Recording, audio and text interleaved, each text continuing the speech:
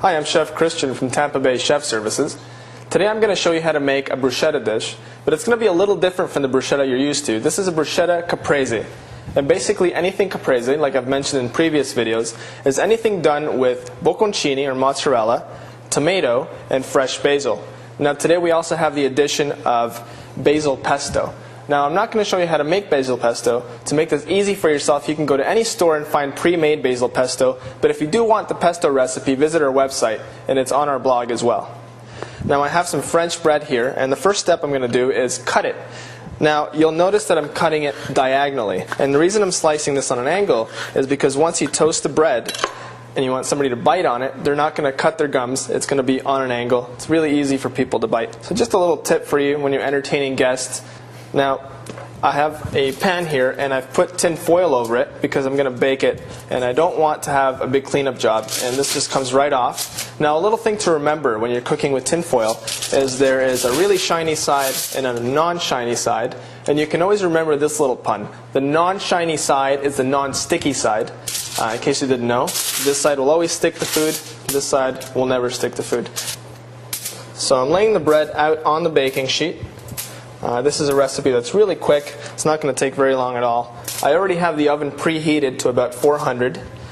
You want it to be really hot because this is a recipe that's going to take very little time to bake. You just want to flash it in there, get the cheese melted, and it's ready to go. So to assemble these, all you do is you put a base of the basil pesto on it, and each piece of bread just gets a little base of basil pesto. This gives it a nice base flavor. So now that you've got the basil pesto on there, you just start kind of building your ingredients up top of the bruschetta. So I'm going to put a layer of tomato, and after I'm done that, I'll start with the layer of bocconcini, and then we're going to finish it off with the fresh basil leaf. So now these are ready to go in the oven, and I've preheated it at 400. This is a convection oven, so it's going to cook a lot faster than a conventional oven, but really I'm just looking for that cheese to melt, and once I get that point, then the bruschettas are done. While that's cooking, what I'm going to do is a chiffonade of basil, and I'll show you what that is. Basically, you take some leaves, and then you're going to slice them really thin right across the leaf.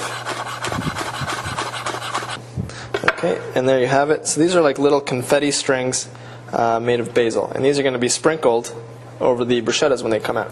So these bruschetta came out of the oven. They only took about 7 minutes or so, and now I'm just going to plate them nicely on this big plate. So you can arrange these however you'd like on this platter here. And the last thing you're going to do is you're just going to take that chiffonade that we cut up and just kind of sprinkle it all around. And there you go. It's ready to serve. Thank you very much for watching this video. To watch more videos, visit us online at www.tampabaychef.com.